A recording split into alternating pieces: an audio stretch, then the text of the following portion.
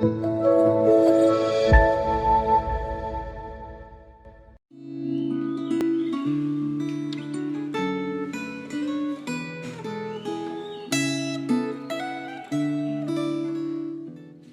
saudara-saudari terkasih, saat ini kita akan mengambil waktu tenang dalam refleksi Gemah hari ini. Mari saat ini kita akan bersama meneduhkan hati kita, saya mengajak kita bersama berdoa. Ya Allah Bapa kami sungguh bersyukur untuk bukti pemeliharaan dan kasih setiamu dalam hidup kami.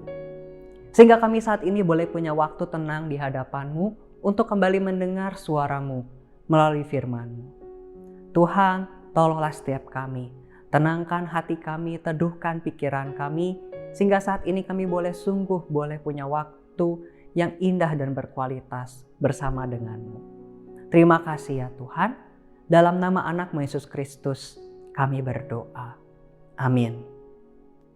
Saudara-saudari terkasih, renungan hari ini terambil dari Amsal 22. Saudara-saudari dapat mengambil waktu terpisah untuk membaca keseluruhan pasal ini, sebab saat ini saya hanya akan membacakan dari Amsal 22 ini ayat yang pertama dan yang kedua. Saya akan bacakan bagi setiap kita Amsal 22 ayat 1-2, demikian firman Tuhan. Nama baik lebih berharga daripada kekayaan besar, dikasihi orang lebih baik daripada perak dan emas.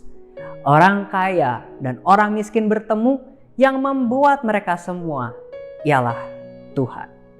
Sampai sedemikian jauh pembacaan firman Tuhan. Renungan hari ini diberi tema pemimpin yang dihormati dan dikasihi. Atau juga bisa kita lihat lebih luas rekan-rekan sekalian, di luar konteks pemimpin, ini juga dapat berbicara bagi setiap kita pribadi lepas pribadi dalam menjadi pribadi-pribadi yang dihormati dan dikasihi. Saudara-saudari terkasih, di dalam hidup ada 3 jenis orang. Yang pertama adalah pribadi yang dihormati namun tidak dikasihi.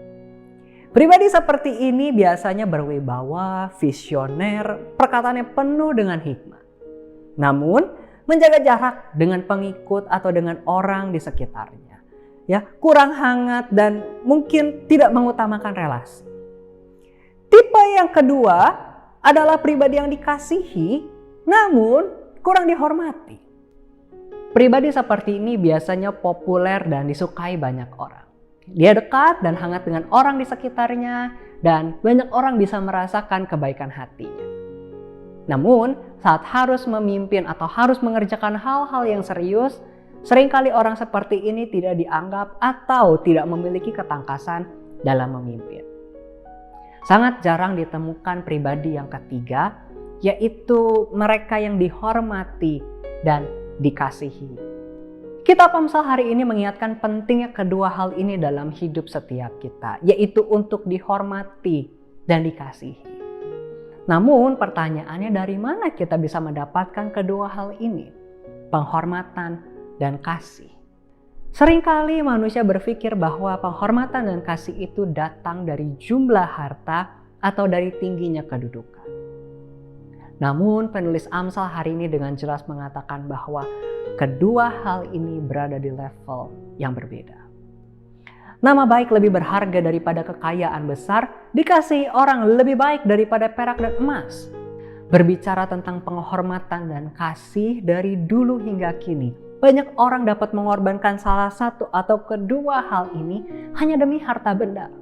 Ada orang yang mengabaikan nama baik dan kehormatan hanya demi keuntungan materi. Melakukan pekerjaan yang penuh dosa dan mengabaikan martabatnya sebagai manusia ciptaan Allah hanya demi sejumlah uang. Ada juga orang yang tidak mempedulikan kasih dan hati nuraninya hanya demi mengejar kedudukan. Melakukan berbagai kejahatan dan berbagai kekejian hanya demi keuntungan material semata. Penulis Amsal ini mengingatkan bahwa dihormati dan dikasihi adalah dua hal yang penting untuk dijaga. Keduanya sangat berharga dan bernilai dan jauh tidak dapat dibandingkan dengan harta benda. Dengan kata lain, ketimbang mengejar pencapaian yang bersifat kuantitatif atau berkaitan dengan jumlah, Penulis Amsal menekankan bahwa mengejar hal-hal yang bersifat kualitatif atau berkaitan dengan nilai-nilai batiniah itu jauh lebih berharga. Saudara-saudari, ini bukan sekadar nasihat atau kata-kata motivasional, tetapi ini memang sungguh hal yang Allah lihat juga di dalam hidup setiap kita. Sebab kaya dan miskin itu tidak menjadi pembeda yang berarti di mata Allah pencipta kita. Anak-anak Tuhan tidak perlu sibuk mengejar persepsi dari orang untuk dihormati dan dikasihi. Sebab yang terutama, kita sudah terlebih dahulu dikasihi dan dipandang berharga oleh Allah pencipta kita. Ini bukan berarti juga kita dapat hidup asal-asalan, tetapi biarlah ketika kita hidup dengan sungguh-sungguh di mata manusia, kita melakukannya dengan mata yang tertuju kepada Allah. Kesadaran bahwa kita hidup bagi Allah dan dengan mata yang tertuju kepada Yesus Kristus sebagai teladan hidup kita. Saat Tuhan Yesus menjadi manusia di dunia, Ia hadir sebagai sosok pemimpin. Ia tidak mengejar harta benda, kedudukan, ataupun berbagai keuntungan yang bersifat kuantitatif dari para pengikutnya. Ia punya visi yang jelas untuk menggenapi rencana Bapaknya dengan salib sebagai fokus hidupnya. Yesus berfokus untuk menunjukkan martabat hidupnya sebagai pelayan Bapaknya dan membangun relasi kasih dengan pengikut-pengikutnya.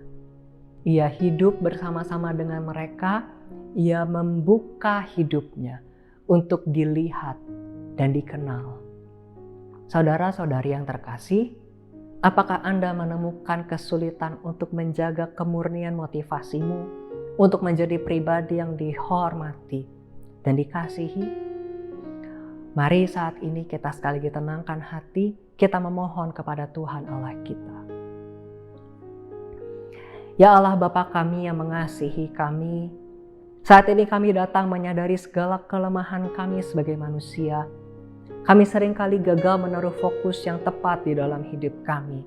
Kami seringkali mengejar hal yang salah dalam hidup kami.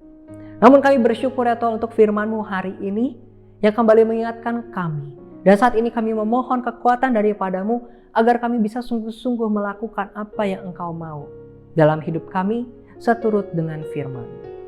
Terima kasih ya Tuhan. Inilah doa kami, hanya dalam nama anak-Mu Yesus Kristus. Kami berdoa. Amin.